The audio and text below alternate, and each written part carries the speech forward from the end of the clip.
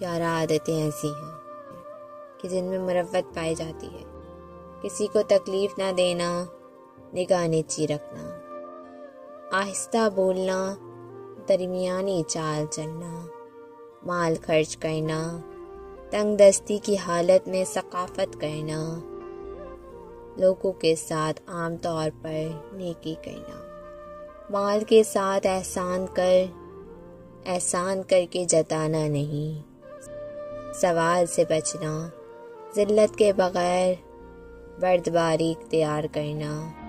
مروت اس کا نام ہے کہ انسان کو اگر حکومت ملے تو انصاف سے کام لے، اگر قدرت ہو تو دوسروں سے درگزر کرے، اگر مالدار ہو تو محتاج کی حاجات پوری کرے۔ مکر و فریب برے لوگوں کی خصلت ہے، احسان نیک لوگوں کی صفت ہے۔ جو لوگوں کے ساتھ مکر و فریب کرتا ہے، اللہ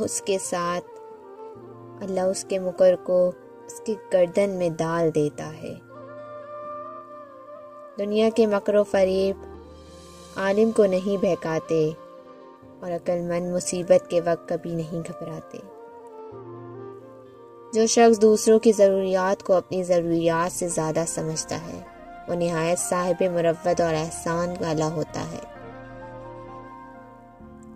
مروت انسان کو ہر قسم کی بری بات سے روکتی ہے۔